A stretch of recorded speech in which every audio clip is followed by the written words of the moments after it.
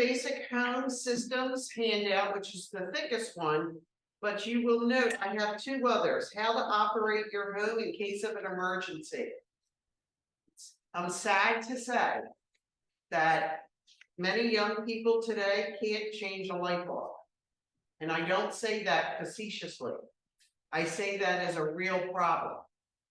With that said, this single sheet of paper has enough basics in case of an emergency.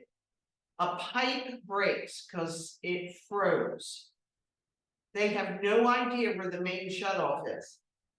You as an agent need to know where the main shutoff is on every property you're showing and bringing that to the attention of that buyer because they don't know enough to know they don't even know. The purpose of this class is to educate you of the heartbeat of a house. A home has a heartbeat. And we have to know what makes it work, how does it work, and in case of an emergency, what do we have to do? So in this single sheet, it talks about electrical main fuse boxes, which still exist, in comparison to circuit breakers, which it shows on the bottom left. 90% of all circuit breakers are going to have a main shutoff at the top, and we're going to talk about that, but this is something you're going to bring to the attention. When you're showing a property, you need to show these items. You need to walk to the breaker box and say, this is your breaker box, let's open it. And we're going to talk about that once we get into electric to show what the ampage is, which is generally in the top, it'll say it's a 200 amp service, 150 amp service, 100 amp service, okay? And this is where, God forbid, there's an emergency, you shut the whole system off. You walk them over in the basement where the water line is, which is in the front of the house, 95% of the time. So if you're in the basement, most of these mechanicals are in the front wall of the house. That's where the water shutoff is.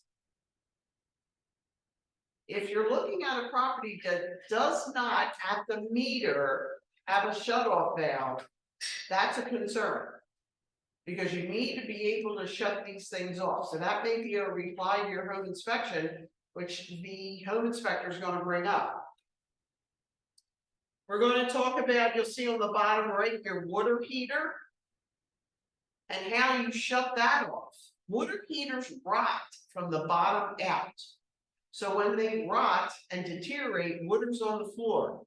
The water keeps feeding in from the top. You need a shutoff to shut off the cold water to the tank. You have to know where that is, okay?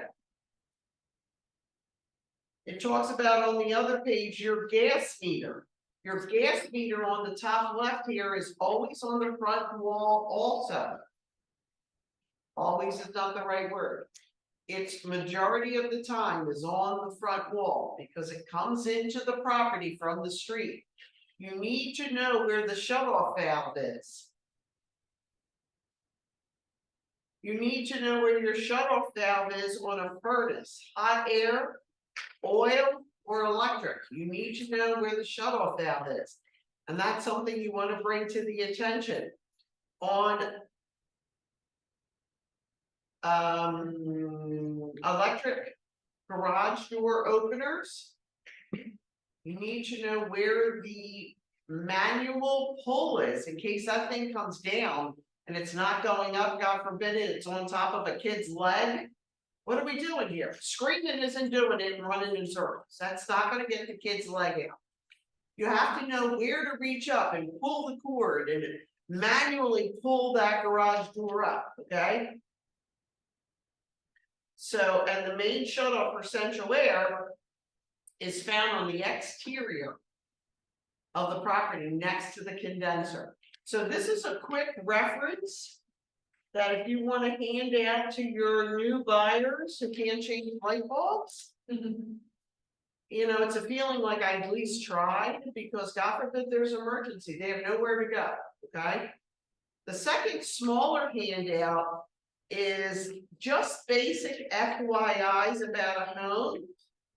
And it talks about many issues, and one especially is dry basements. We in Philadelphia are sandwiched between two rivers, the Delaware and the Schuylkill. We are wet. So keeping that in mind, there is a lot of basic type of common sense, which there is none in the world today, so we have to recreate that. Common sense, practical things we can do to help reduce water seeping into our properties. It goes into a lot of detail. It talks about basic plumbing, talks about sewer injector pumps. That's when a bathroom is installed below the sewer line. To use common sense here. If the sewer line is here and the toilet is here, how is the contaminated water getting up to the sewer line to then go to the street? We needed a pump to pump it up, so it talks about that. We're going to go into a lot more detail, but these are just kind of basic FYIs. It talks about grading, a big problem with homes. Oh, my basement gets wet. I get seepage. Well, your grading is wrong. And it gives an explanation for every inch, 6 feet away, it should grade off on any property from where the foundation is. Within 6 feet should be your grade off, 1 inch a foot. So it's a total of 6 inches of differential from the top of the foundation grading down 6 feet by 1 inch per foot. And it speaks on how to do this. Incorrect ways of doing it. Serious cracks and blocked wall. Talks about that, what's really an issue, what is not really an issue. Talks about downspouts that go underground, and if they break over time and age, instead of that water going out to the rain sewer, it's seeping into your soil, which is too close to your foundation. These are possible problems causing a wet or damp basement. It talks about roots. It's become very popular now for inspections. And some townships mandate in the burbs that a scope has to go through the sewer line from the home to the street to see if there's any blockage from roots or cracked terracotta or whatever the material was at the time of the construction 60, 80, 100 years ago, that is preventing the correct distribution of sewer to the main and the street. More and more townships, this is mandatory. So if you list property in the suburbs, you better find out what is the requirement of the township for UNO. It's almost always the responsibility of the seller. It goes on, it talks about effervescence on page 8 on the top right. Effervescence is when you walk down the basement and you look at the walls and you see a very soft, fuzzy substance. It's pure white and it's soft and you can touch it with your fingers and it flakes off. What is effervescence? Effervescence is the mineral remains that have come to the surface of the interior part of the foundation. Doesn't mean anything got wet, doesn't mean it dripped down to the flooring, but the dampness came into the home, retracted back, and when the dampness retracted back, it left the mineral deposits. So you know there is dampness, not necessarily wetness, but dampness, okay? All right, these are some basics to review and some safety things you might want to hand out to your first-time home buyers. All right, let's talk about the mechanics of the home. Start from the beginning, where it breaks down the property into different chapters. And we start on chapter 1, of which it talks about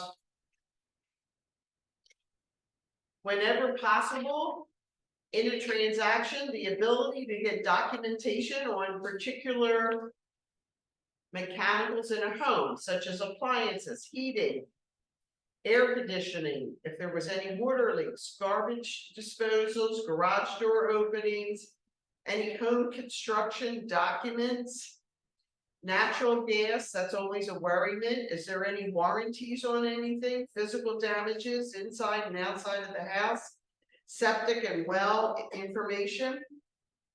Utility services in the city of Philadelphia, we have PGW. We have Philadelphia Water Department. And then there's Pico Electric. 3 utilities, 2 of which, write this down, 2 of which are lienable to that property. What 2 of the 3 utilities are lienable on that address? Meaning you don't pay your bill, those entities can put a lien against your property. What 2 are lienable? Water and gas. If you got a tight month, don't pay your electric. They're not going to lien against you. Okay? Water and gas. That's why in the title search, water and gas are searched to see if they are in arrears and have to be caught up at time of closing. They will show up on the settlement sheet as a charge to the seller because they have to be breaking even on our closing. No outstanding balances. Garbage and recycling, a question that's rarely asked. But while you're at the table as a buyer agent, let me say something here. COVID has come and COVID is gone. This hanging on to the concept, we as agents don't have to show the hell up, has got to stop.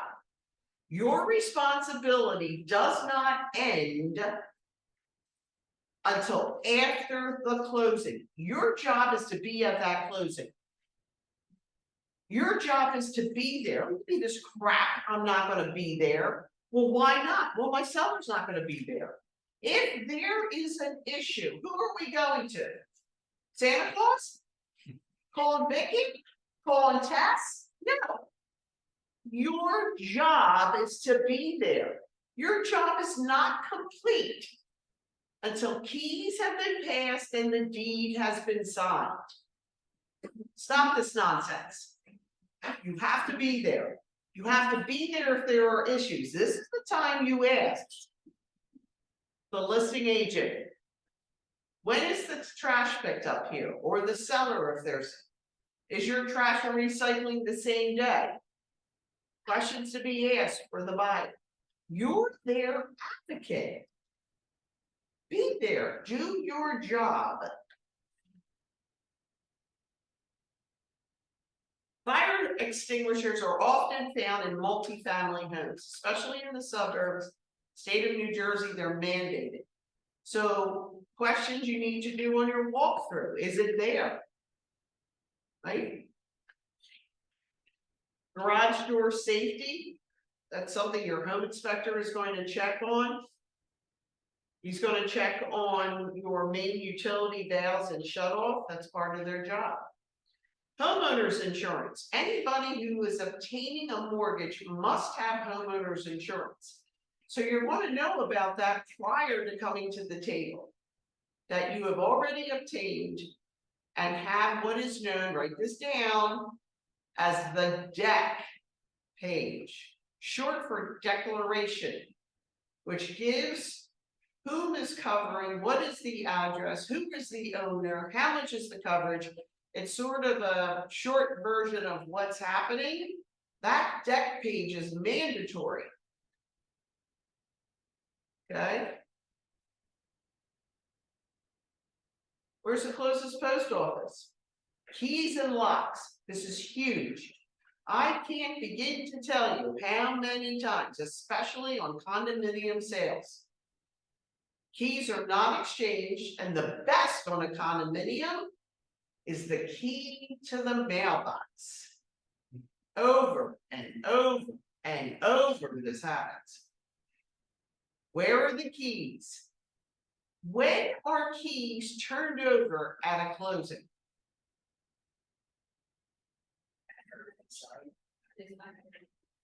After the deed has been signed and the money has exchanged hands. You know, an agent who doesn't know comes to the table, a buyer's agent, customary, not mandatory, done as a courtesy. When you're the buyer agent and you're doing your walkthrough, A, you have to schedule it. Schedule your walkthrough through Bright. B, you have to get confirmation. C, you ask the listing agent, can I bring your lockbox to the closing? And how about your sign? If it's a lawn sign, it's polite to ask if you could bring it to the table. They may say, oh, thanks a lot, but we have a company who does that, don't worry about it. Or still, they may say, don't worry, I'm gonna have somebody pick it up, but thank you for asking, okay? These are polite things to do. You are the buyer's agent. You've gone through the walkthrough. Number one, always bring pre-settlement walkthrough form. It is a PAR form. Print it out. Bring it to your walkthrough. It is not uncommon to find a hiccup during your walkthrough. This is where you're going to make documentation of a hiccup and what you're going to do about it once you get to the table. Always bring pre-settlement walkthrough form. Always bring the reply to home inspection that has been signed off by both parties to identify what was supposed to be done and is it done. Your memory, we can't rely on. Bring these forms with you. Okay, now, you come to the table as a buyer's agent, and I've watched them take the lockbox with the keys in it and hand it over to the buyer. The buyer has no right to those keys, ever, until that deed has been signed. This may not be a deed package that the seller's not going to be there and the deed is signed ahead of time. The deed may be very well being signed right at that moment. If that deed is not signed, we have not consummated this. Nobody gets the goddamn keys. And I'm not being funny here. Had a situation on a phone call where it happened, where the buyer agent gave the keys to the tenant and the consummation didn't happen at the table. They just decided they're moving in because they got keys. How dare you? Not keys. Valuable. You keep that close to your chest. No. Not till everything is complete, then the keys go over. Okay? Vicki, because it happened to me a couple times, and you got a little like Carey with, because you know me. So I'm representing the buyer, and I'm trying to call the listing agent prior to settlement. They're not answering the phone. They don't show up. Seller might be there by themselves, but the seller doesn't show up. The deed package is done, and I don't have to do anything.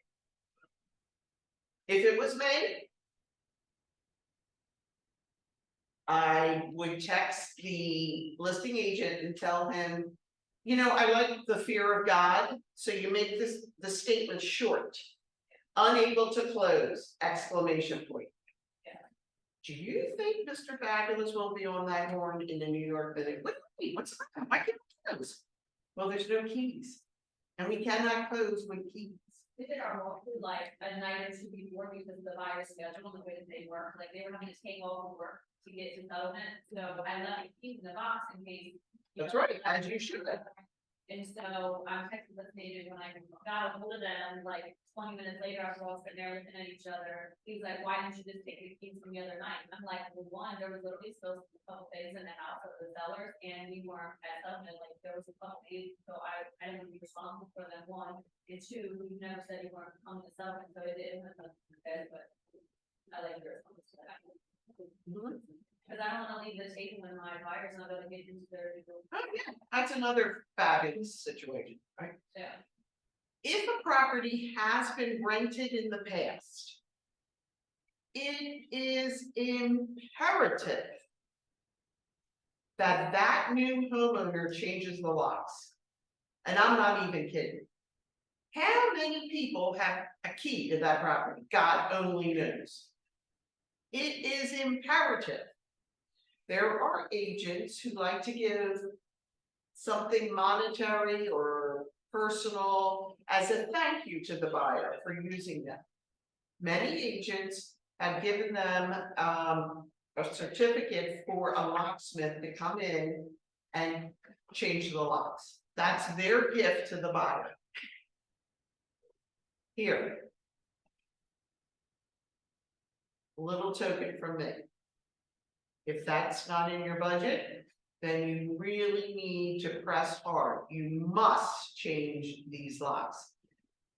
For any other house, it's always advised, but especially when a property has been a rental in its past. God only knows who's got keys to this place, right? Okay. When you're going doing your walkthrough, you have already signed off on the importance of smoke detectors and carbon monoxide detectors. In your home inspection, you need to, if that home inspector has noted there is no carbon monoxide or there is no smoke detectors, it is mandated in the city of Philadelphia along with the burbs. And if not, it's just common sense. You will add that to your reply of home inspection to make sure that at time of closing, there are carbon monoxide detectors and smoke detectors. Many times I've walked through the morning of a property before we close, and there they are on the mantle, 3 new ones. 3 new smoke detectors, 3 new, right? And we're going to talk about where they should be located. Newer construction properties or rehabs, they will be hardwired. What does that mean? They will be hardwired. Excuse me. They will be electric. They will not be battery operated. Okay.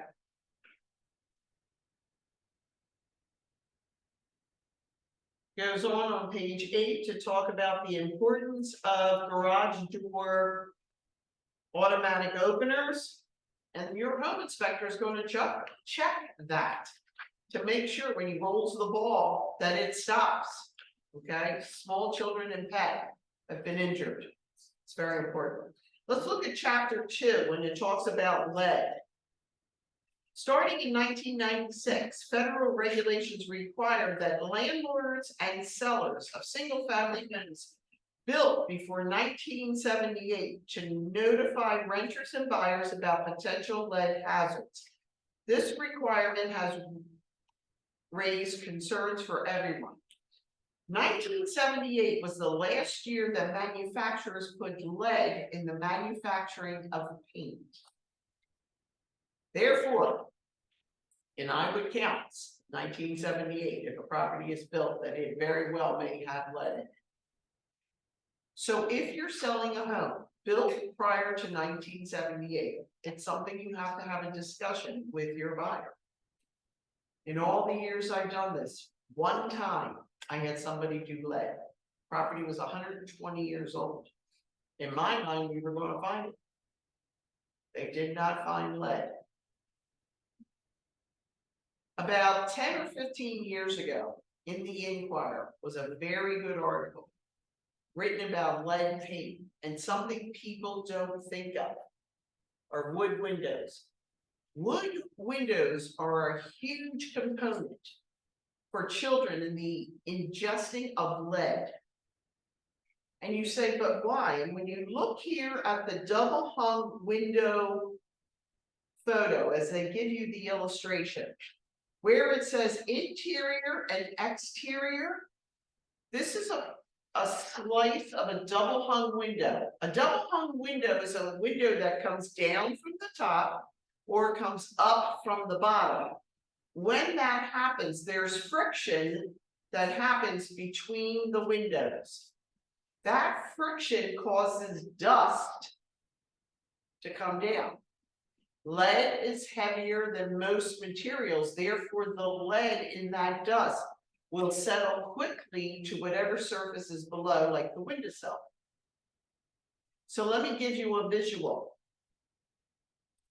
It's an enclosed porch, row home, anywhere in Philadelphia. And little baby Mary Jane is about 2 years old. And she runs up to the window because her brother Anthony is out front on the lawn playing with her friends. And her molars are coming in. And she's watching Anthony and the kids. And teeth are bothering her. And she leans onto the sill and starts, you know that pain that hurts but feels good at the same time? When you were a kid and you gnawed on your pencil because your wisdom teeth were coming in, it hurts, but it feels good at the same time. There's baby Mary Jane doing that exact thing. And because there are wood windows, the friction and that dust and lead are all over that windowsill.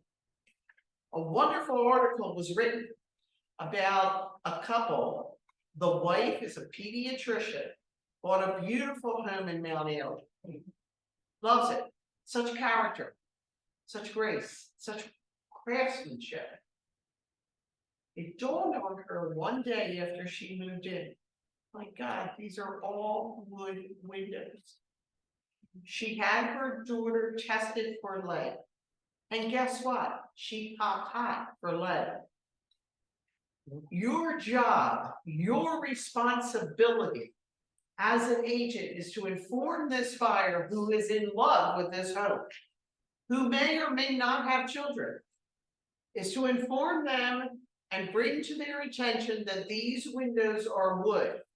Excuse me. And as wood may be an advocate or a cause for lead to be crossed over to small children. Your responsibility to do this. Really important to know that. There are forms that are mandatory to be signed by both buyer and seller of the acknowledgement of knowledge of lead-based paint in the home. There are very few people who know if their property has lead, but common sense needs to play in here. So you must bring this up. It is to the discretion of the buyer if they want to do a lead testing, but they need to be educated about it, okay? Asbestos. Asbestos was often used in building materials until the 1970s. However, and this is an important, underline this sentence. However, the mere presence of asbestos in your home is not hazardous. Right away, everybody's losing their mind.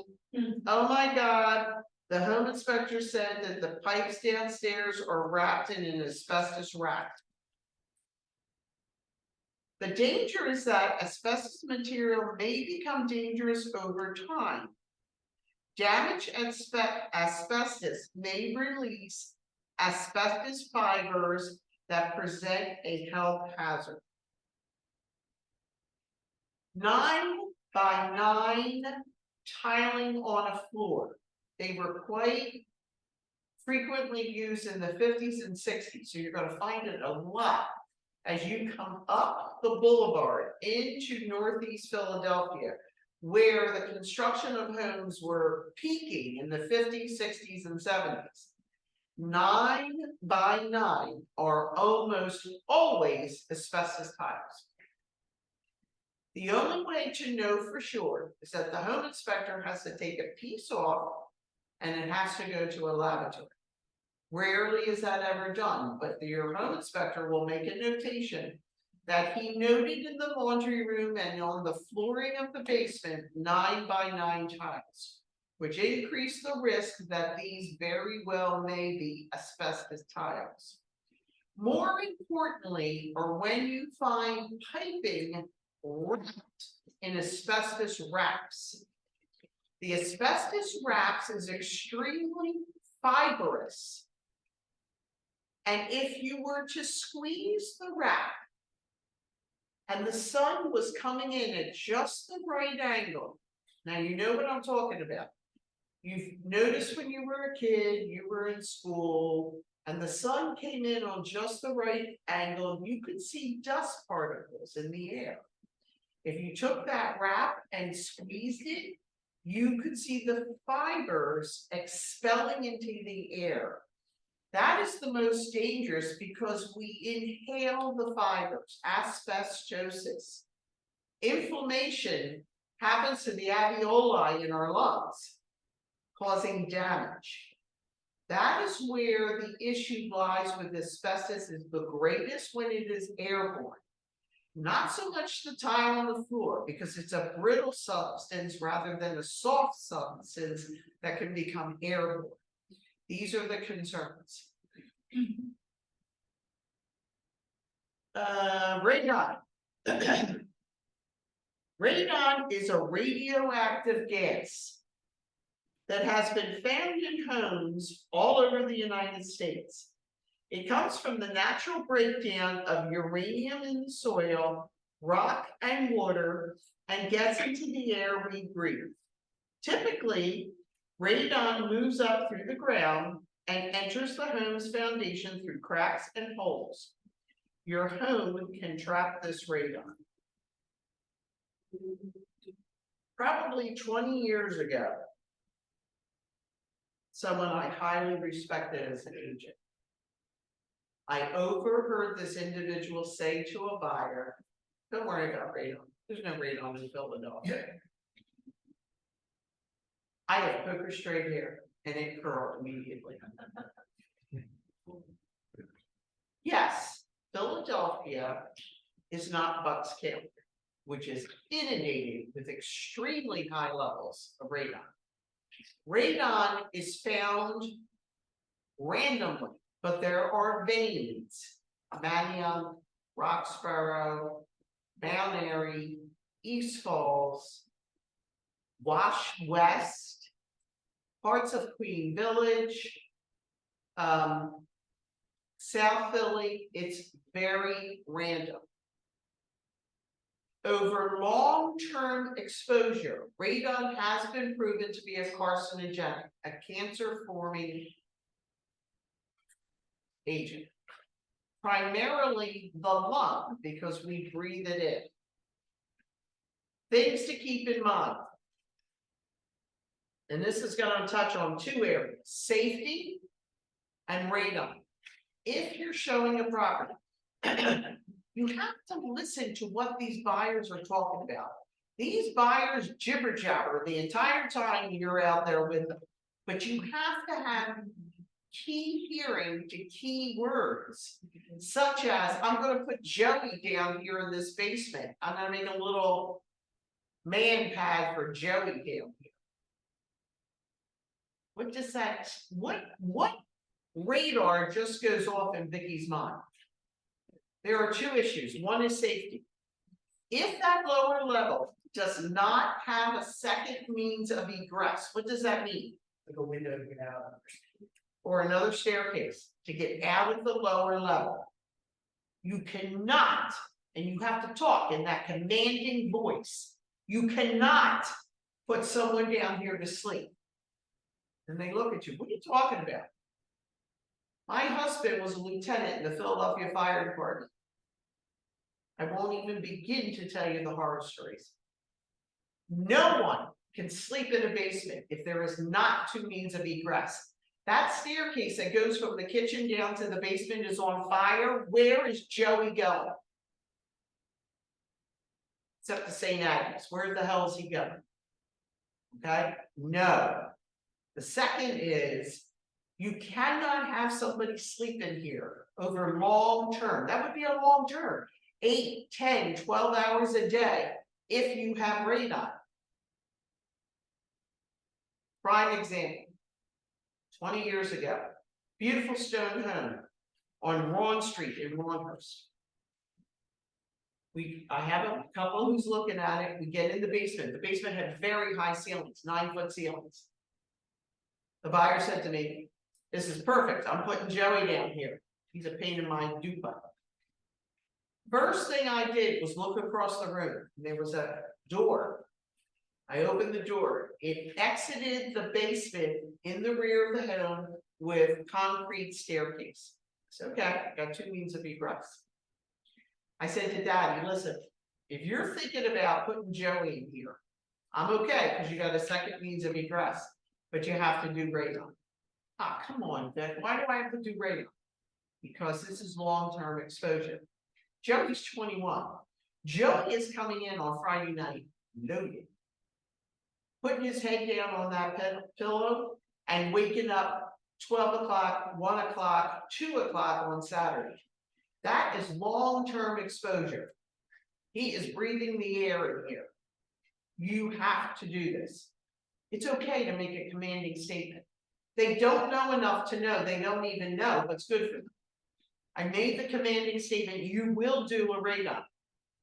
And guess what popped hot? Radon. No reply to home inspection. We went back to the seller. You're over the guidelines for EPA. We need to have it completed. How about that? Vicki was right. My job is not here to be right. Your job is to inform, educate, and maybe take a little control every now and then, okay? All right. You'll look here on the illustration in, excuse me, in regards to the radon removing system. And this they're showing on a slab foundation. They have to create a pit. So they'll jackhammer a hole in the foundation and they'll create a pit. In that pit is where a motorized ventilating system is put in there. What it's doing, it is sucking air out from under the foundation of the home. That is then, by motor, taking the air up, outside of the house, and above the roof line. Rule of thumb. Rule of thumb. For every story, you've got to go you need to go beyond the roof line. Figure $1,300 to $1,500 for every story you have to go up. Okay? As a ballpark idea. Ballpark, okay? Must be. On page 11, we're going to talk about carbon monoxide. Carbon monoxide should be concerned for all homeowners. The government estimates that 300 people, now let me tell you, this booklet is old, so I'm going to guarantee that number is much higher, are killed by carbon monoxide in their home each year. CO is called the silent killer because it has no taste, color, or odor. Something we really need to consider. It's also going to explain here where to position a carbon monoxide detector. Clearly, first off, let's figure out what is carbon monoxide. Can anybody tell you? Tell me, what is carbon monoxide? Okay, what is it? It is. It's a gas. But we can breathe out that we just breathe in and we may not later if it's not good for us and we try to fight it. Right, that's carbon dioxide. Carbon monoxide is bad juju. It expels from the I just went blank on the word. It expels from the product of fuel that is burned. There it is. CO is a product of the fuel that is burned. What fuels burn? If you have a car in a garage, like on. So gasoline. What other substance burns? Natural gas in our heaters. What else? Propane. What else? probably. How about oil? For what? Oil for oil burners? Yes, the answer is yes. Okay. So carbon monoxide is the spin-off of the product of burning. Let me ask you a question. If the house is all electric, is there carbon monoxide?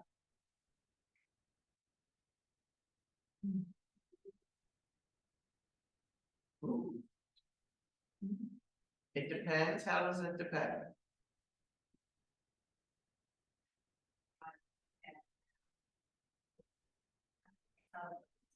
Okay, so the house is all electric. Your cooking is electric, your heating is electric, your water heater is electric.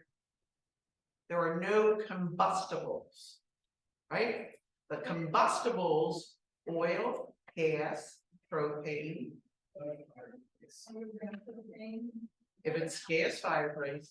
It can, but also it can keep it from other, like, especially with like a row house or in the garage or stuff out in your garage and stuff like that, it can still come into the house. Like, It can. permeate walls, and permeate come up from the basement, there's stuff in the basement, it can come up into the floor, so you still should get it. In a situation where it is a electric building, such as a condominium complex, where there is no natural gas, would probably be your only scenario where a CO is not necessarily needed. So we need one in the basement, right? We need one on our middle of the row home, 15 wide by 35 deep. We need one. We need it because that's where the combustibles are happening. That's where the gas is firing off to heat the house because it's 50 degrees in the house. That's where the gas is firing off to heat the water because we're going to take a shower, right? Okay. So it's important we have them in our lower level. Again, coming from a fireman, you're going to have a carbon monoxide and a fire in close proximity to whatever your fuel source is. So your heating system. You also should have one at the top of the steps where it goes into the dining room or the kitchen. Another one there. In case of default on the one by the heater, as the gases move up, everything moves up, right? So as the gases come up the step, it's going to set this one off, the alarm at the top of the steps.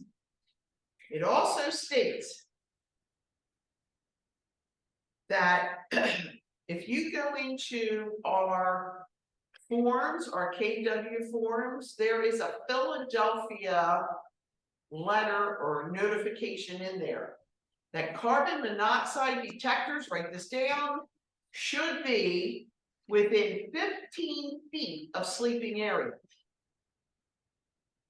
What does that mean? Within 15 feet of sleeping area, there should always be a carbon monoxide detector. Now, let's keep in mind we have a visual. Our visual is a 15 wide by 35 deep row home anywhere in Philadelphia. What is that telling me? Within 15 feet of sleeping area, I have to have a carbon monoxide detector. At least On the top floor, 3-bedroom, 1-bath house.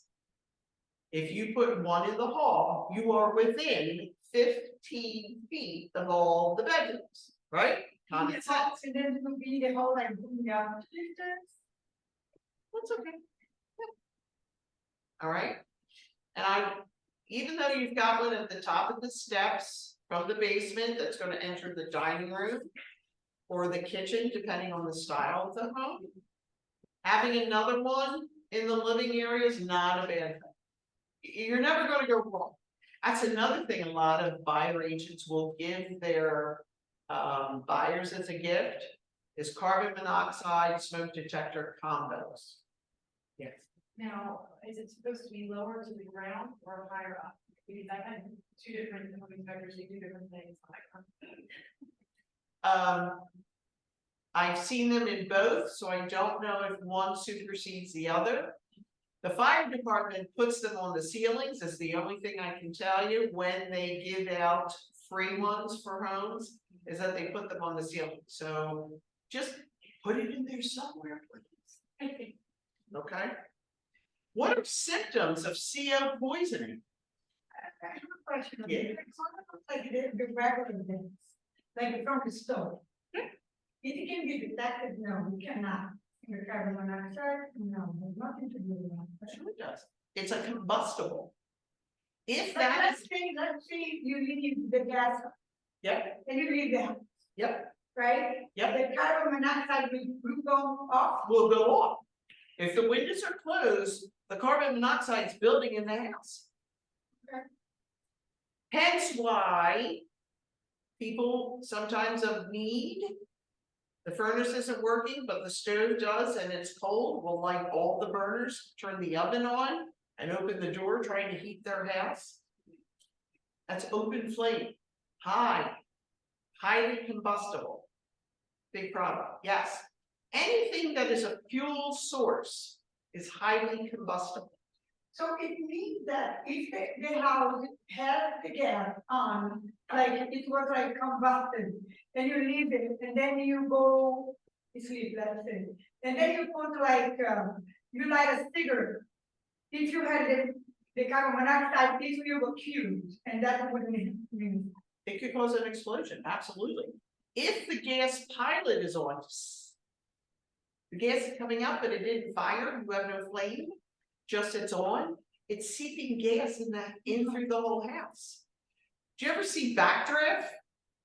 You know how they go, boom, boom, boom? That's for real. That is because the home is building gases.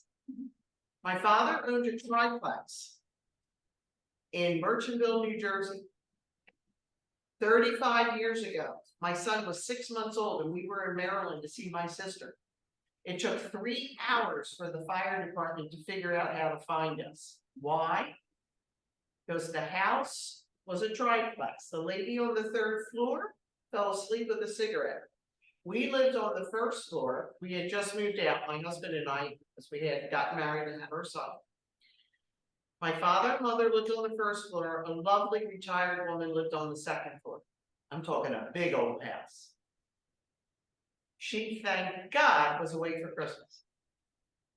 Merchantville kept smelling smoke. Merchantville's is big.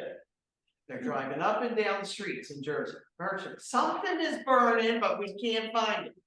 Where? Where's it burning? Until the gases got so intense, the house exploded. Took the house down to the 1st floor. That just happened with my friend. It's like, that's why I'm going crazy about it. And like, I'm asking all this question. One of my friends just died, 47 years old. And they're investigating it. And they say that he left the stove on and he smokes. So when he wakes up in the morning, and that's exactly what thing happened. He lived in the 1st floor, the roof collapsed and collapsed into everything. They took everybody out of the house. But he didn't that father. That woman was found burnt through the sofa. It was really bad. And that the landlord would be completely right. No. Like, No, he wasn't. We weren't. Because she wasn't supposed to be smoking. It was in the lease. Okay, so stuff goes bad, stuff really does happen. Okay, so it's really important to make sure your landlords, your sellers, your buyers have a concept. Put the fear of God in them. The only attention when you put the fear of God or you got your hand in their wallet. Otherwise, nobody pays attention, right? So you got to scare them. This is really important. Okay. So, what are the symptoms of CO poisoning? Symptoms are similar to the flu without a fever. There's dizziness, nausea, fatigue, headaches, irregular bleeding. You will also have cyanotic, which is a medical word, for bluing of the lips.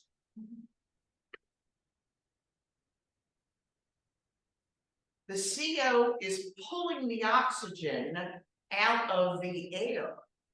When someone isn't getting oxygen, their lips turn blue, or when they're cold, same thing.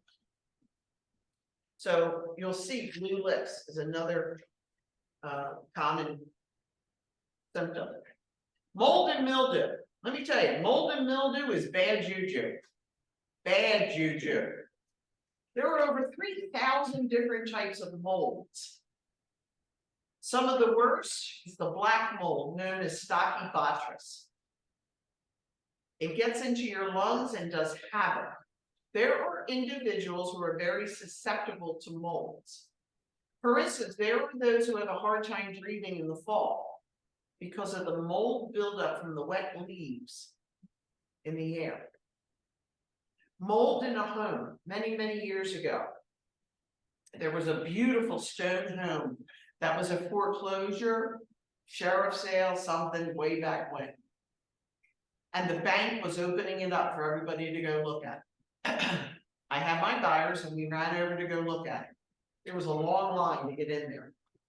The bank opens the lock and everybody's marching through. Beautiful home with slate roof, you know, very quaint, very lovely. The moment I walked in with my buyers, I mean, everything closed. And I was like, oh, how do I? But I'm really having a hard time breathing. And by the time we got to the second floor, I was really having a hard time breathing. And I looked in the back bedroom. What do my eyes see? But green mold from wet roof is now growing on the interior wall of the back bedroom. I said, guys, I gotta go. You do you. I gotta get outside. I can't breathe. Took 4 hours for me to be outside in the air to get this out of my lungs so I could breathe. Mold is real. So when you're doing your home inspections and the home inspector is like, ooh, we have a mold issue here, that's important to have it taken care of. Really important. And mold comes in all different sizes and strengths and variables. It's important. My son has an issue. He has a raised rancher. And he keeps saying, Mom, there's something wrong. I smell mold. He's like losing his mind, my son. Takes a sledgehammer to his hall bathroom. And literally, they got, obviously they had another one downstairs, and sledgehammered the whole bathroom. Something is wrong. Calls his contractor, he goes, you're not kidding, something's wrong. First off, when you walked into the doorway into the bathroom, you look to the left of you, and what does my eye see? Stucco from the outside wall of the house originally, when it was built 60 years ago. Why am I looking at the outside wall of the house? Because some shoemaker who thought he knew what he was doing put the extension on the back of the house 2 owners ago, which we found out from neighbors. When we pulled up the floor, there's nothing but dirt. No barrier, no plastic, dirt. Okay, I think I solved my problem, he says. He does it all over. It's beautiful, vapor barrier. This idiot ran the pipe. Plumbing has to have air come in to make plumbing go down. So there's an air pipe. It stopped in the crawl space. It didn't go up through the roof. We had to do that. There's all kinds of crazy stuff. Okay. 2 months later, Mom, I smell it. Mom, I'm going to lose my mind. Calls a mold expert. No, calls a waterproofer. God bless this guy. He could have taken my son for tens of thousands of dollars and didn't. He said, son, it's under your flooring in your bedroom. This is very wet here. His property owns almost 3/4 of an acre, grades wrong to the house. He said, this is where your problem is. They opened up the floor. What did their eyes see? Molded insulation. The pink insulation was all wet and molded. And every joist had a white film on it. Mold doesn't only come in black, it comes in all colors. And that was a mold on every joist. Everything had to be washed with, I guess, a bleach solution, an antimicrobial solution. He had to have vapor barriers put, again, it was dirt, so we had to do vapor barrier, he paid for all this, vapor barriers. And he said, here's your other problem, I'm dropping a sump pump. In the walk-in closet, they dug a hole with a trap door, and in that trap door is a dehumidifier. That dehumidifier pumps out the side of the house, away from the house. So that dehumidifier, you know, a waterproofer told me once on my own home, you'll never stop water. But what you will do is you'll control it. And that's what happened here. They figured out how to control it. So mold comes in all shapes, all sizes, all ways. And now that he has taken this precaution, he doesn't have that, Mom, I smell mold anymore, because the dehumidifier is removing the excess moisture out of the house. Okay? So when you walk in a basement, the Italian word is muffa. It's musty. You smell the musty? Listen, I got the Italian nose, but it doesn't work really well. And I tell my buyers all the time, tell me what you smell. Does it smell musty down here? And if so, we need to figure out what the source is causing this. Okay? Things to keep in mind. So mold is real, and we have to pay attention to it. Chapter 3, utilities, heating and air conditioning. See that block on the right-hand side, must know, must do. These are high points that people should know about in regards to heating and air conditioning. Understand how your heating and cooling system works and who you will call for service. Understand the control, also known as the thermostat for the heating and cooling system. Perform basic maintenance. Filters have to be changed. Schedule yearly professional cleanings and maintenance. Know where your emergency and electrical shutoffs for gas, oil, and so on. Okay. This artist rendering on the bottom left, gas, warm air filter, is very good. It's very simple, but very good. This is for you to understand the concept of how a hot air system works. Now, by the time we're done this, I can ask you as an agent who calls me because they're having an issue with their home inspector or home inspection, and I'll say, agent, what type of heating is it? And I get that long, pregnant pause. I say, is it a boiler or a hot air system? I get the long, pregnant pause. I have to say, are there holes in the floor or holes in the wall, 12 inches by 8 inches?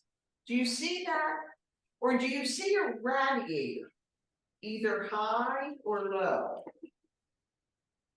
What the hell? What, you can't tell me what type of heating system this is. This is important. You need to understand this. And right now, we're going to dive deep into a hot air system. Now, the middle of that system is called a heat exchanger. Below it is the burner. And the burner is where the fire kicks on, right? The flame. There's actually a flame. Okay. And the fan. When you look to the left, you're going to see a couple things. One is the gas line. So we now know from this photo, this is a gas-fired hot air system. You also see the gas valve. That's where the gas shutoff is in case of an emergency. You need to know where that is. Above this system, you'll see a vent pipe to the chimney. I can't begin to tell you the importance of the vent pipe from a heating system, hot air system, and your water heater. That is gas. So you say, well, why is this so important? It says that it's venting to the chimney. Why is this piping so important? Now we just talked about it. Carbon, bingo, head of the class. Carbon monoxide. Because this is a gas-fired system. It is producing carbon monoxide. We need that to come out of the system, go into the chimney, and go above the roof line. The grade of the venting is very important. It has to have a certain pitch. And your home inspector will speak of that. If the piping is not of the right pitch for the draw from the chimney to go up, we'll talk about that, okay? So be very aware of the pitching of that vent pipe. You'll see above the system is the supply. That's your ductwork. This is where the warm air is going to go from the ceiling. Here's ductwork here, where it goes and blows out the hot air. Okay, so that it all produces in this contained area, and then the fan blows the hot air up into the ducting that's distributed into the home. Okay. We have on the right-hand side electrical disconnect switch. So this is the electrical part of the gas-fired system. You shut that off in emergency, shuts everything down. Now, what goes in has to come out. What comes out has to go in. A hot air system is a closed system. So you're like, Vic, what are you talking about? A closed system. Let me give you an example. Would you consider plumbing in a home a closed system? No, because it connects to the sewage outside. The reality check is it is a closed system. And you say, but how? But why? Because if it wasn't closed, you'd have leaks. Psst. Psst. Closed system. As the water runs through these pipes, it has to stay within the pipe, not come out anywhere except where it's asked to. The kitchen sink, the garbage disposal you run water, the washing machine, the shower. On demand, you ask for it to come up. But other than that, it's a closed system. Same thing happens with a hot air system. Look at this here, good example. See where there's a wrap that kind of comes around every 5 feet, 4 feet, there's a wrap. That wrap is there for what reason? To join them together, right? Because we don't have metal long enough, right? If air is seeping from that joint, it is now not a closed system because it is allowing the air to expel. We never want the air to expel from the ductwork.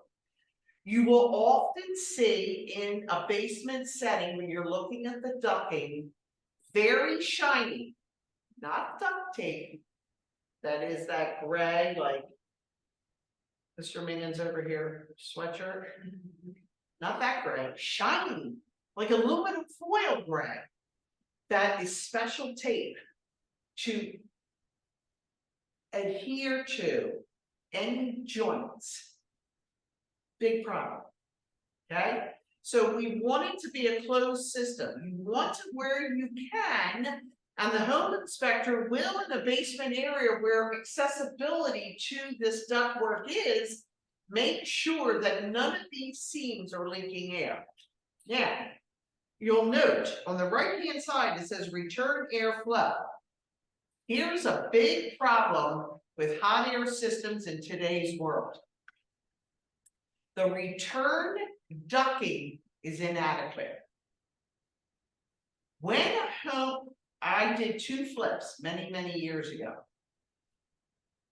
And I'm going to say I did a half decent job. Today, if I was to do a flip, I learned. A GC is just that. A GC is a general practitioner doctor. He's your family doctor, a GC. Today, I would have hired a heating air conditioner individual to rough in all of my ductwork. Because unless you've had a really intimate conversation with an HVAC, Little do we know as individuals, the complexity and the physics that's involved in balancing hot air, cold air, duct size, return venting. It is extremely complex, extremely. The general practitioner, your family doctor, your general contractor is not schooled enough to know the complexity of doing it. That is why how many new homes of rehab, you'll see a window unit in the bedroom. Because not the right size unit, not the right size ducting, not the right size of return air. We got to return the hot air when we're using central air into the system so it becomes cold, which we're going to talk about, and then spew the cold air into the ductwork. It's not done properly. And that's why there's a lot of problems with central air. Not so much with heating, because heat rises. But our second and third floors are way too hot. Hence, we have two-zone heating and cooling. Because that third floor new construction or that third floor rehab will never get cold enough in the summer or warm enough necessarily in the winter because it's too far of a distance. So we have to put something on top to drop down to handle that third floor, okay? So it is very complex on how this is done if it's done correctly. So we need to understand. It talks about thermostats and the importance of thermostats. When you turn to page 14, it talks about the modern computerized thermostat that you can program. It talks about a heat-only thermostat. So clearly that's a home that does not have central air, or a heat cooling system that works for both. I know I'm going to sound like I'm a million years old, but these fangled things, I had, oh my God. They put a new one in my house. I had to call the HVAC guy back. I said, no, you got to find me the old dial. It took him 3 weeks to find one. Right. It took him a long time. God knows where he got it. He found one, came back and took it out and put that in for me. I did a whole list of the batteries run out and then they start leaking and then you can't fix it. And the other one, I don't run out of battery. That's not really my basically it's only like temperature, but the batteries run out and then it's not any. It's hard. I like to regulate it for the budget purposes. Yes. Yeah. And then has my grass out there. I haven't said it. That, and that's great. And that was ever my favorite.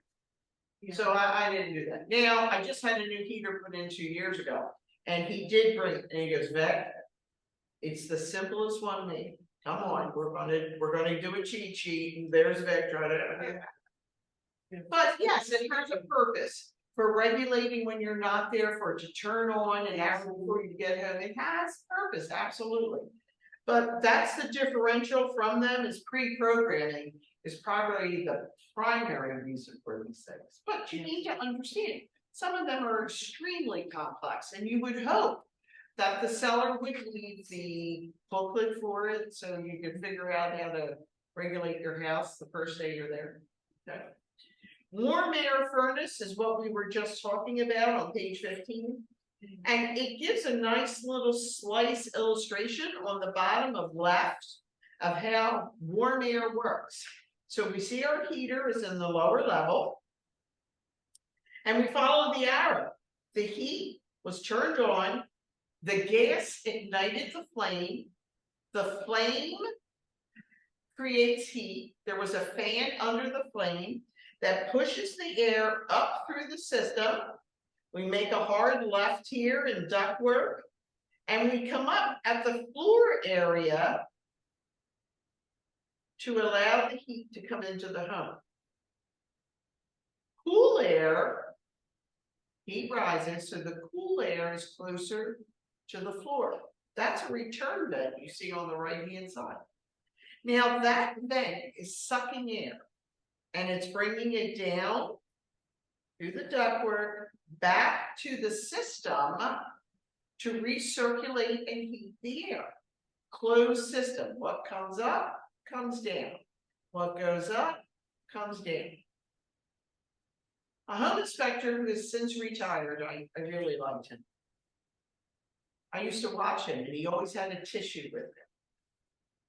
And the tissue was, he took the tissue and he went like this to the return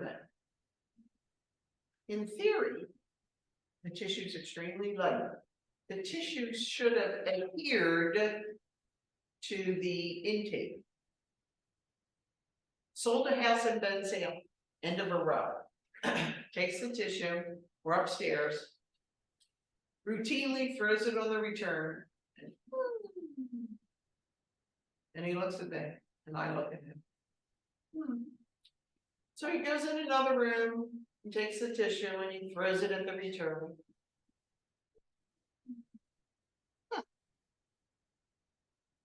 Does the same thing happens on the first one. Every return.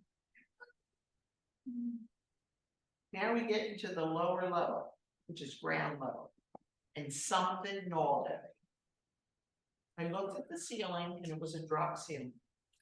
I said, Jerry, open up the ceiling. Where the ductwork is that goes to the heater. He looked at me when he got up there and said, you know, Vic, you always have that sixth sense. When they remodeled the lower level, which was not this owner, it was a previous owner, they cut the return. The return was never hooked to the system, causing a draw from the heater, drawing in air so we can recirculate through. It was disconnected. Hence why the upstairs was always so hot in the summertime. One of our replies to home inspection was that was to be corrected. And I was told by the listing agent, no, they're not going to do that. Why not? Well, it was good enough for them, it's going to be good enough for your buyer. I said, is it? I was in the suburbs where things are done a little differently. I couldn't open up, we could not open up the electric panel. We tried to open the door and it stopped because they took the paneling and went too far, it wasn't cut right, so we couldn't get the door open. Now, when we get to the electrical, you'll understand what I'm saying. So I didn't know, because we have to take the front off the panel and look at the wiring. If it was wired correctly, because we couldn't get in there. I called the township and said, I have a problem. They're like, what's the problem? I said, well, 123 Main Street, you guys come out and inspect for UNO, right? Oh yeah. I said, do you check the electrical panel? Oh, sure. I said, well, we can't get the electrical panel open. That's a fire hazard. So I dropped the dime. This woman 4 times, I had to go around and around with her on the phone. Well, no, we'll say, call back 4 times. And on the 4th call, she said to me, you know, I just got done talking to our electrical supervisor, and you're right. That is a hazard. Matter of fact, we are scheduled on Monday to come out and do the UNO. This was Friday. Called her 4 times on Friday. And I went, oh, okay, thank you. Guess who couldn't get their UNO? They had it open. And I said, oh, by the way, the return button is also cut in the heating system. To get the UNO, they had to repair that, correct the electric, and there was one other thing. When I went to do the walkthrough the morning of closing, I'm telling you, I never put my back to that seller. She had a knife in her face. She was after me like a dog with a bone because it was good enough. I said, I'm sorry, your agent wasn't as good as I am. It's not good enough for my eye. So these are the kind of things you have to think about all the time, consequences. Okay. You'll note here on the bottom right of 15, it talks about a damper. More than not, if you ever see a damper, where you're going to see it is on that exhaust pipe going to the chimney. That scares me more than just about anything I know. If that homeowner is Stu Knott, family, little goofy, Stu Knott, and says, oh, let me close this damper because I don't want the cold air coming down the chimney into my system and making my basement cold. In doing that process, they're preventing the carbon monoxide, keeps hitting the damper and can go up and out.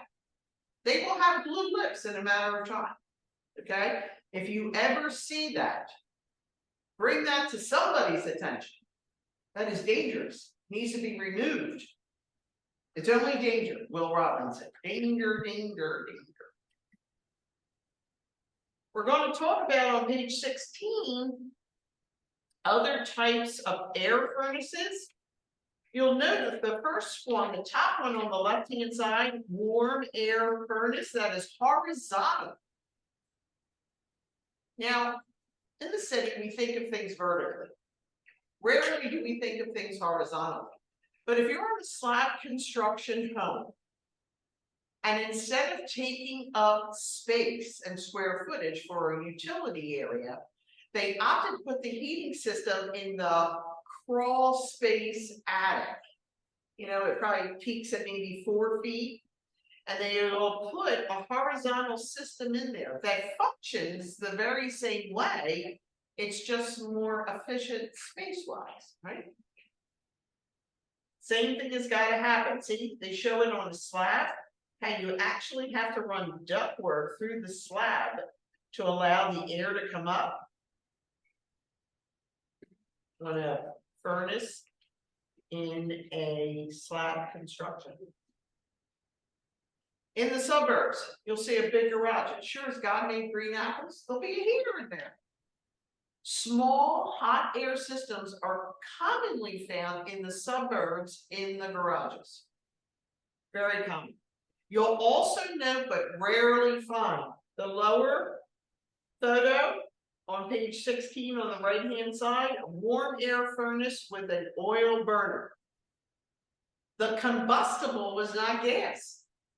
The combustible is oil. So you'll note, in comparison to other illustrations, there is no gas pipe coming down the side of the property, right? Excuse me, the side of the furnace. Because this is not a gas-fired system. This is an oil-fired system. It's coming from the oil being pumped in. There's an oil burner that ignites the flame, that allows the fan to blow the hot air up, right?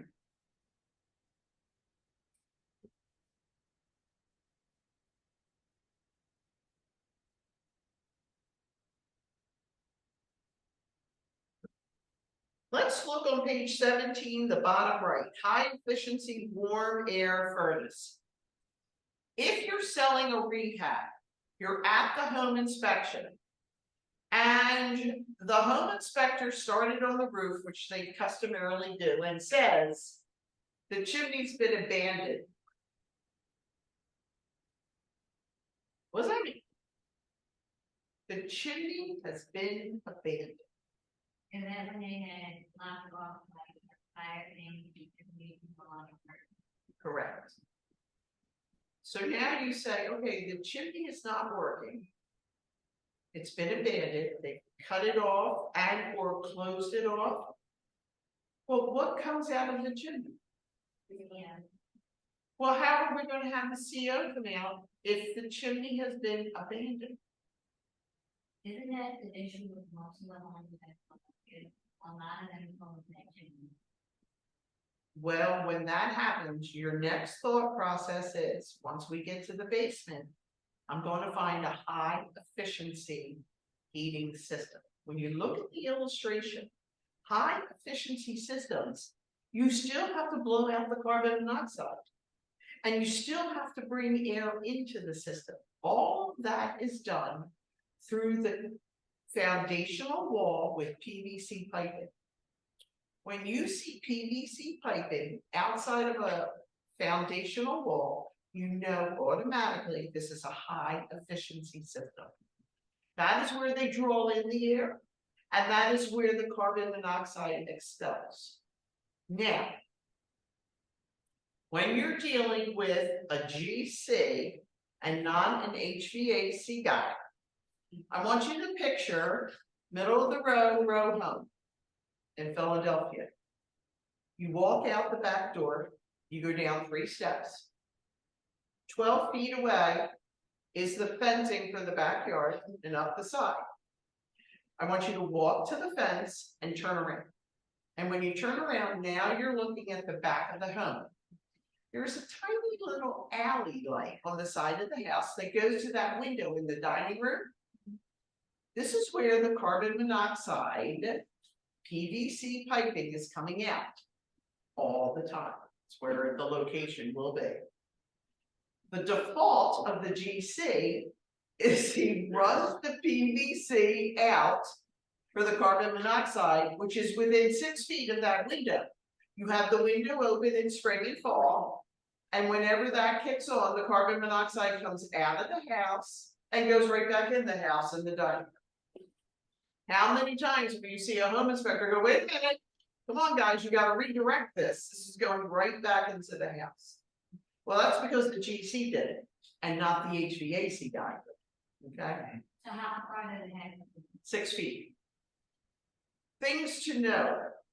If you correlate homes and real estate with medicine, somehow it kind of makes sense. So when I say to you the GP is like the general contractor, you're like, yeah, I get that. Because when your blood pressure is elevated or your sugar levels running high, what does the general practitioner do? He sends you to the next level of expertise. You're going to go see the internist. You're going to go see endocrinology for questionable pre-diabetes. Your pap smear, God forbid, comes back with bad cells. You're going to go see the gynecologist, right? Obstetricians, they're there to deliver babies for a reason. Nobody's coming into the house 100 years ago and delivering you. It's not happening, right? We've all developed the sense of going to the next level of expertise. And that's what we have to remind ourselves, that a home inspector is a general practitioner. He is going to notate deficiencies. He's going to see alarming things or things to bring to note. At that point, when you're working with your buyer and you're putting together your reply to home inspection, you have to make business decisions. Is this something that I have to go to the next level of expertise? When that home inspector is on the roof and he looks down the chimney, what do you think he should be seeing?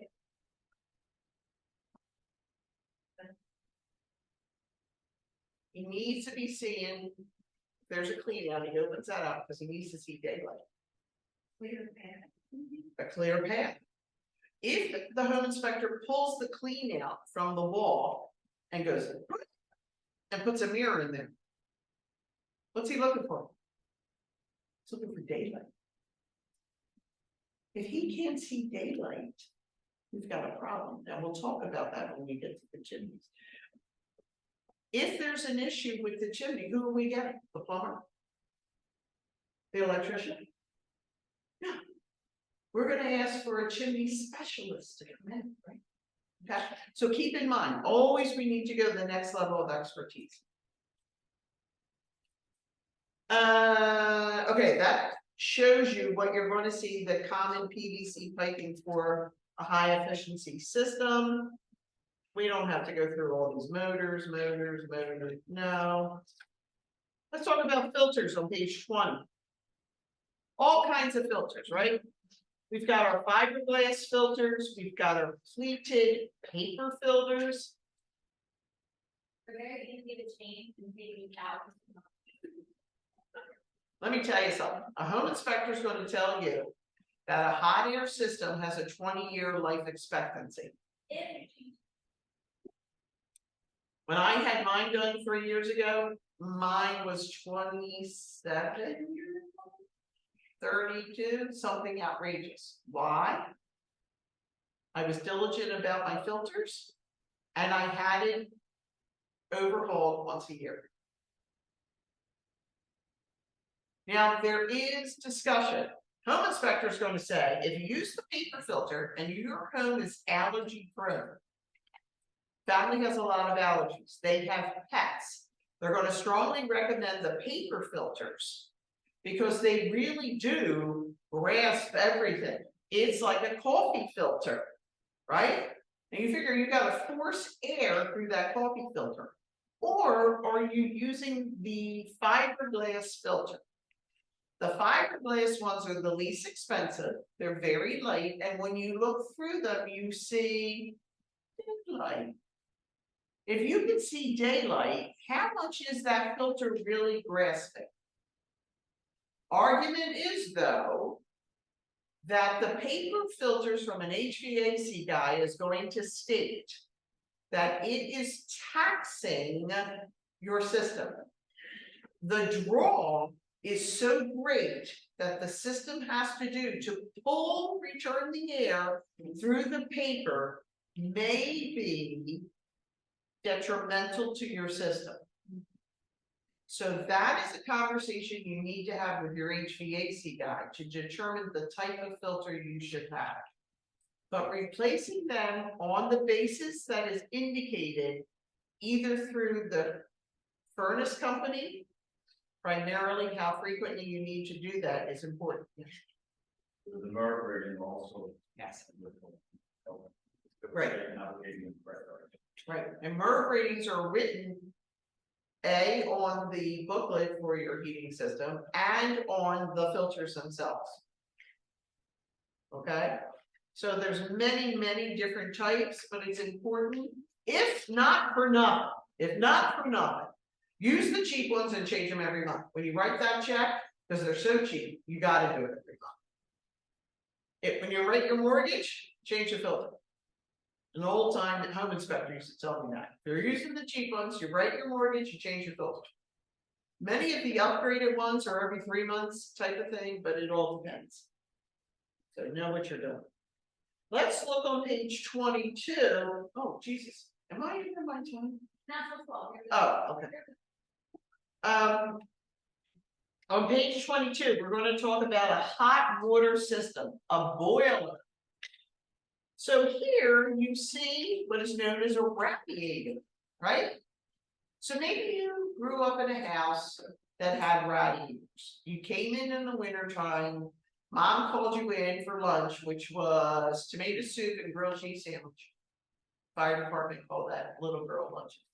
They come in and put your mittens on the radiator. Take your mittens off and your gloves and you put them on the radiator. Because the radiator is nice and warm, right? Not all heating is warm to the touch, and we're going to talk about that. So radiators, how is that going to work? Now the illustration here is not a typical look, when you look on the one on the left-hand side, of what a boiler system looks like. It looks a lot more like the one on the bottom right, but a boiler system is just that. It's going to boil the water. Now, a home inspector will never agree with me, but a boiler system I've known personally to last 50 years. If you take care of it, it really can last 50 years. Maintenance is so huge in a home. It's the same as our bodies. Good analogy. That's right. It's literally the same as our bodies. Right. If you take care of it, you're going to live longer. So is the room. All right. So a boiler system does that. It boils water. And it's going to send the water, the hot water, because we had a flame. The flame's boiling away at the water. The water goes up from the pipe to a pump that's setting it up to the radiator, and it's filling all those vertical pipes with hot water. That hot water is going to release heat to heat the room. Okay? Steam boilers, you don't see them very often. But they work on the same concept, except it's steam, not physical water going up.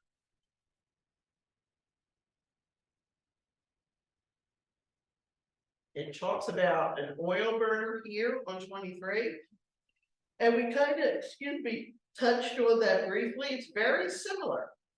You have a heat exchanger. You have the oil burner firing, the fan, the return vent. That's where, by the way, you say, where's the filter on this thing? When you're looking at a hot air system, the filter is always where the return vent is. Find the return vent, you'll find the filter. Okay? That's where they always live, right there. So that the filtering happens from the air coming back to the system before it goes into the system. It's been filtered, so cleaner air is going into the system. Air conditioning.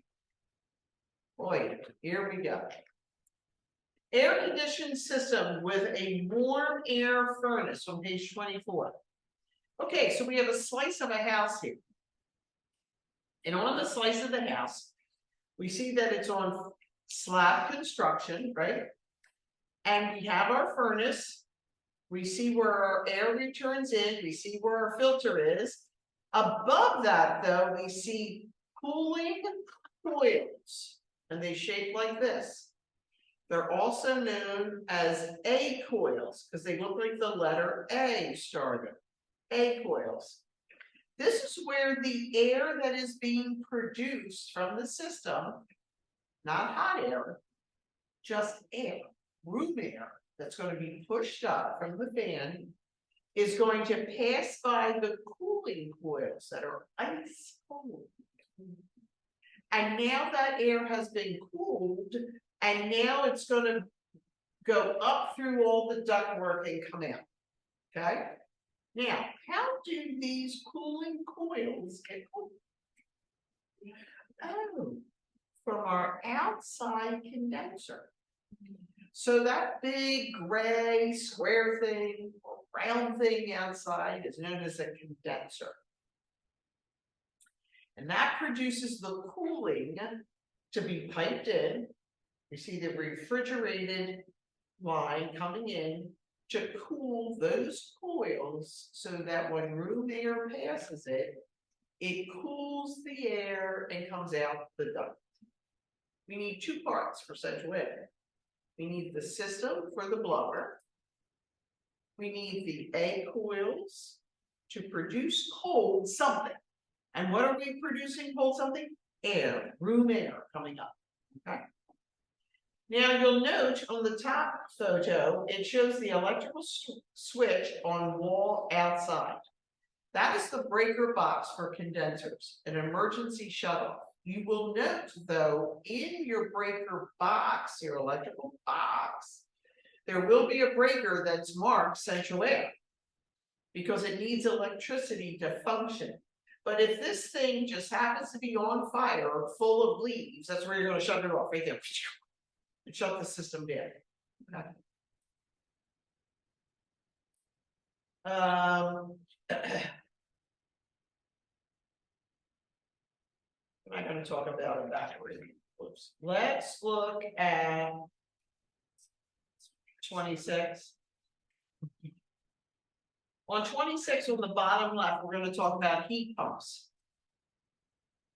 Pennsylvania and probably Bucks County, and it's probably as far, in my opinion, there should be a heat pump. Your hot air system, when it's blowing and you're cold, you'll stand in front of it and this warm air is coming up. Or maybe your radiator's warm, you stand next to it where your mittens are running. When you stand in front of the venting system of a heat pump, it's not warm and fuzzy feeling. It's very tepid air.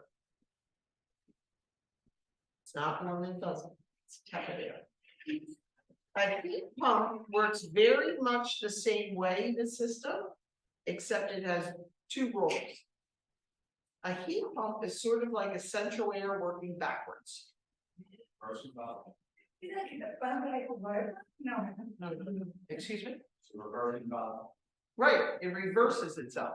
So if you have a hot air system and you're outside where your condenser is, what temperature is the air coming out of the condenser? Hot, right? Because it's pulling the hot air out, Okay. setting the freon in to make it cool or whatever it is they use now, right? A heat pump can work both ways. It can cool air and it can heat air. You still need it. No, the heat pump is the system, but it has two roles. It can cool air or it can heat it. It can do either way. Okay, so you sold a house with a heat pump, right? Have you ever sold a house in Bucks County? Yeah. Odds are really good. It's a heat pump. Heat pumps are often found in conversions into condominiums. They're smaller systems.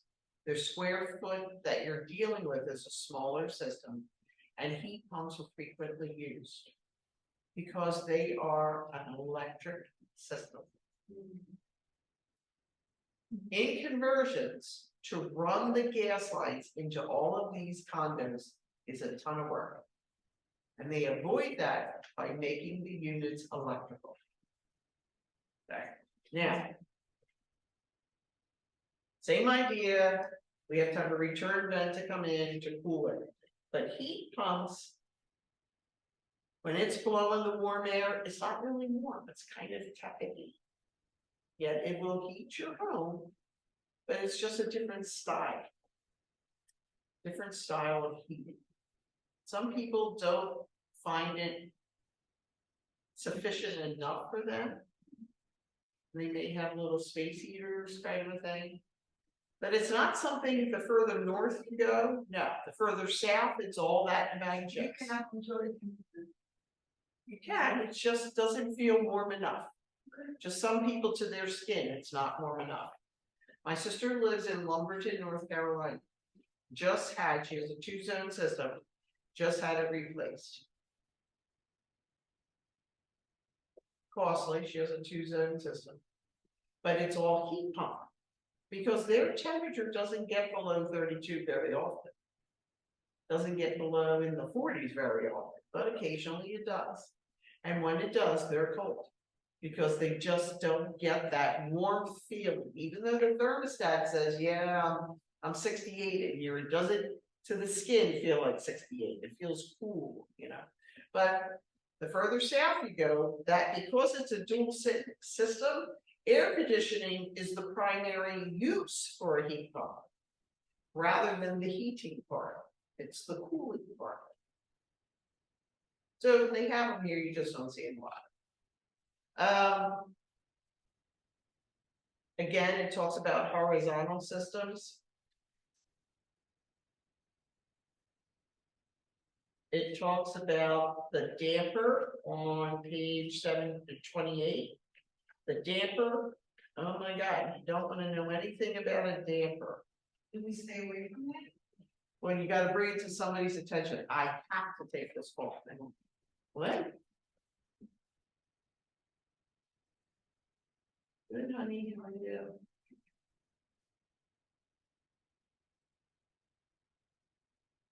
I did.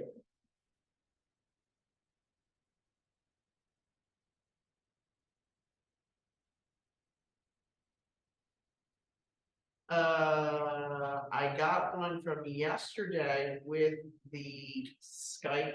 Yeah, the Zoom link, yes.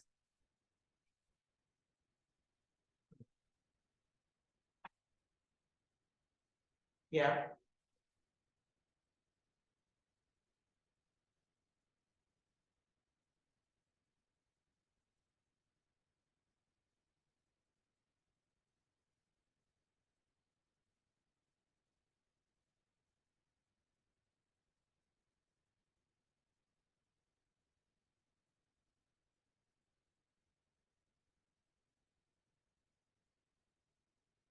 Okay.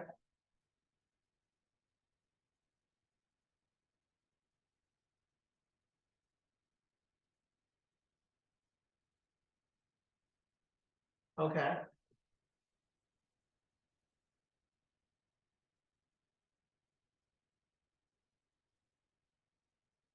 Yeah, yeah.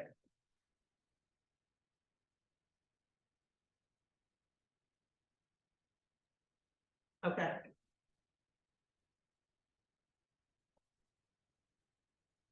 Okay, all right, thank you.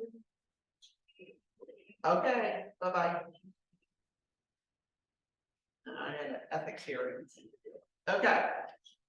All right, so, look at, all right. What is the purpose of a humidifier? I have in a couple of my resumes. Not dehumidifier, humidifier. What's the purpose? To add humidity to the air. To add moisture to the air, right? Now, in the 60s, somebody had a brain fart. And they said, hot air dries out the house. It dries out our furniture, it dries out our skin, our lips get chapped, right? Our nose, it's called mucous membrane. The inside of your mouth, your nose, and some other body parts are known as mucous membranes, and they dry out, right? We're thirsty.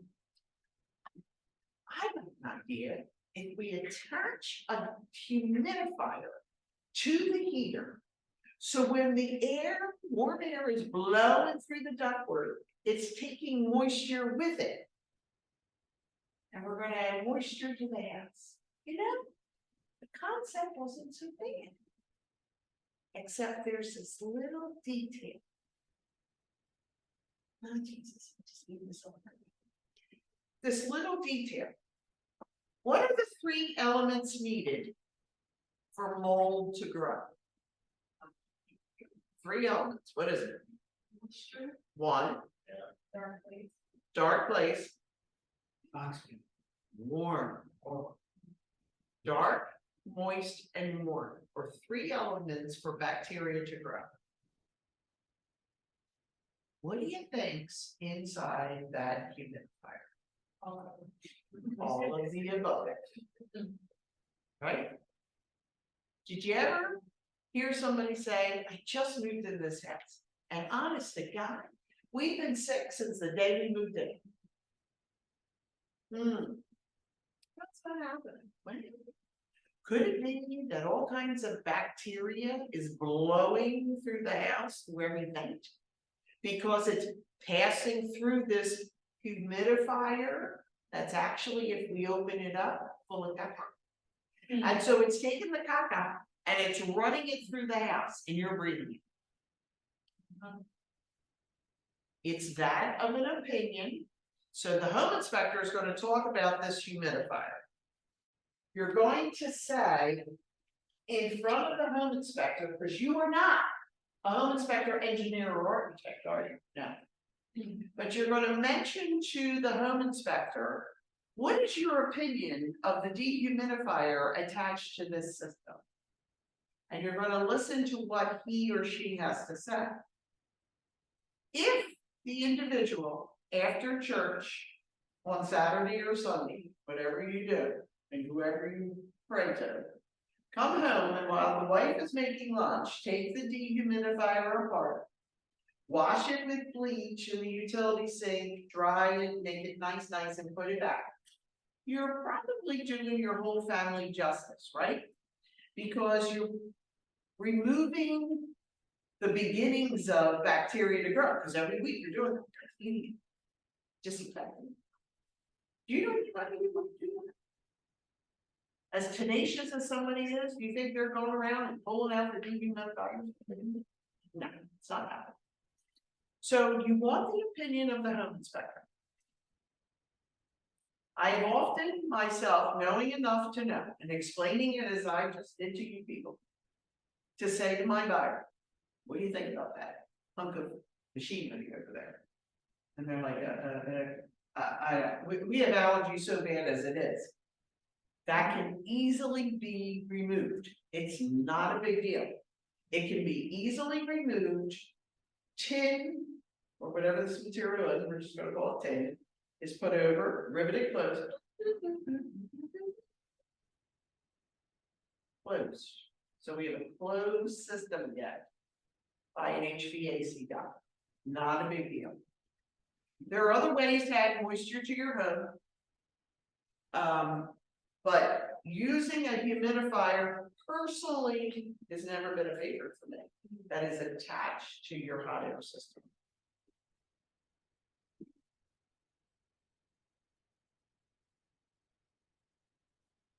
All right, this is where we're gonna stop. We're not gonna start paragraph, chapter 4 on electrical, because electrical is quite complex. Okay? So take this stuff home, keep it at your bedside, use it as a reference when you're working with buyers and you don't feel comfortable with things. So you can review and have conversations with your buyers. Again, you're not an architect, engineer, or home inspector, but you need to know the basics of what makes a home work, right? The last, What maybe? the last, It is a lot, but, you know, my father had 2 girls, and I was the oldest. And my father did a lot of remodeling, so I was the one holding the drywall as my arms shook. Hang on, Vic, just let me get a couple of these screws in, hang on. So watching, being involved in homeownership made sense to me, I got it. It doesn't make sense to everybody, but we gotta help these people, because these people are in a sad place when they can't even change a light bulb, okay? So we need to help them out. There are books. These manufacturers make books, it's a nice gift for a first-time home buyer. Okay, when they don't know, that home inspector who is now retired had his own book that he used to give out about the mechanics of a home and how it works. Remember, it's a living creature. Okay, so we have to take care of it.